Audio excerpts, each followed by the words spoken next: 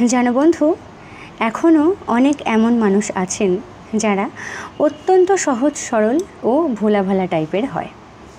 তো দেখো, মানুষের এই সহজ সরল হওয়াটা কোনো খারাপ গুণ নয়, বরং আমি মনে করি যারা অত্যন্ত ভোলাভালা টাইপের হয় তারা মনের দিক থেকে খুবই ভালো মানুষ হয়।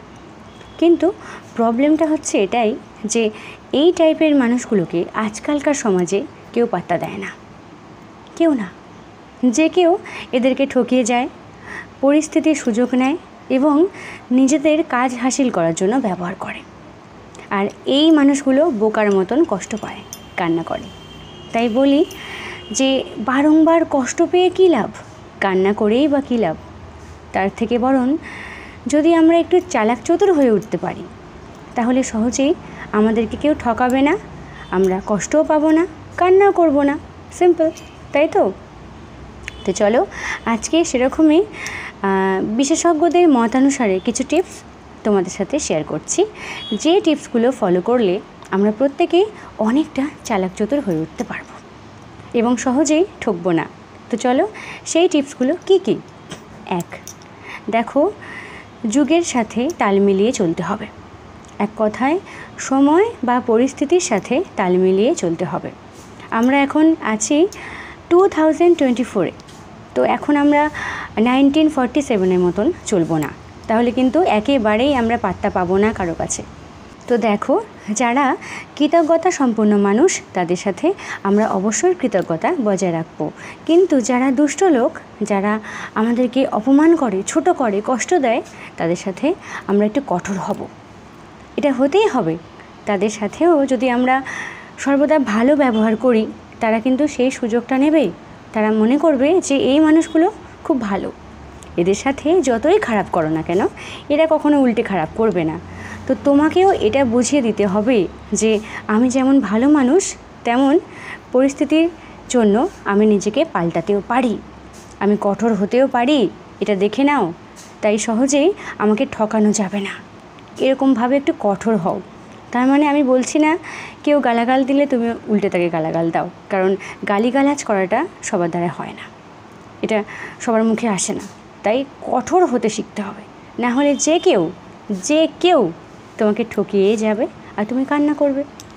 তো বোঝা গেল তো?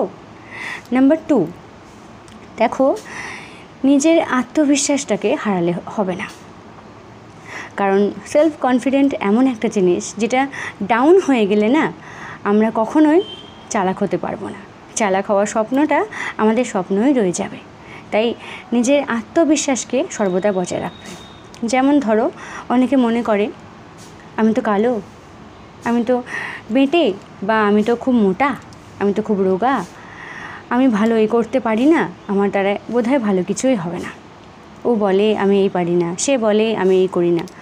এরকমভাবে নিজেকে ছোট মনে করবে না, কারণ প্রত্যেকটি মানুষের মধ্যেই খুঁত আছে। আমরা কিন্তু কেউই পারফেক্ট নই, নিখুঁত নই।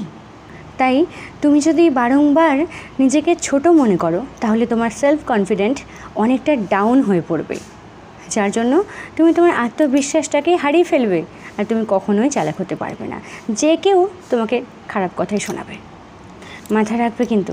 নাম্বার 3, একটু মাথা ঠান্ডা রাখা ভীষণ দরকার, কারণ কিছু কিছু পরিস্থিতি এমন আমাদের প্রত্যেকেরই আসে যখন আমরা খুব রাগ করি, আমরা খুব বিরক্তি বোধ করি, মাথা কাজ করে না।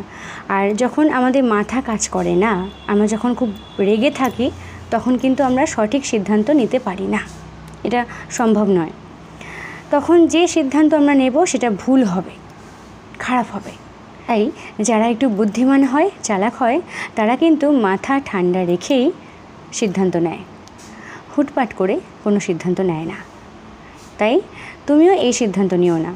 বোকারা শুধুমাত্র মাথা গরম করে, আর মাথা গরম করে উল্টোপাল্টা কাজকর্ম করে, চালাকরা কিন্তু নয়। তো এরকমই চালাক হতে হবে। নাম্বার 4, না বলতে শেখো। বুদ্ধিমান বা চালাক মানুষেরা না বলতে পারে। যারা বোকা হয় তারা সর্বদাই শুধু হ্যাঁ বলে, অন্যের মন রাখার জন্য। ধরো, তোমার চেনা জানা কোনো একটা মানুষ তোমাকে একটা কাজ দিল, তুমি বুঝতে পারলে যে ওই কাজটা খারাপ, ভালো না, কিন্তু তুমি তবুও তাকে না বললে না, হ্যাঁ বললে। কেন? কারণ তোমার কাছের লোক, চেনা জানা মানুষ, না বলে দিলে ওর মন খারাপ হয়ে যাবে না? কোথায় আমাকে খারাপ মনে করবে? এই যে অন্যের মন রাখার জন্য সর্বদা হ্যাঁ বলে দিচ্ছ সব কিছুতেই, এতে কিন্তু ক্ষতি তোমার হচ্ছে, আর কারো হচ্ছে না। তাই চালাক যারা হয়, যারা একটু বুদ্ধিমান হয়, তারা একটু বুঝে শুনেই হ্যাঁ বলে, সর্বদা হ্যাঁ বলে না। তাই না বলতে শেখো, এতে করে তুমি চালাক হয়ে উঠতে পারবে।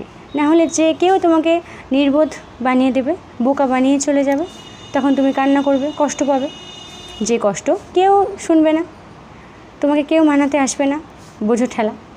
তো চলো, আপাতত এই টিপসগুলোই বললাম, আরও অনেক অনেক আছে। তবে যদি এইগুলোকেই ফলো করা যায় না, আমরা অনেকটা বুদ্ধিমান বা ইন্টেলিজেন্ট হয়ে উঠতে পারবো ডেফিনেটলি। চলো, টাটা।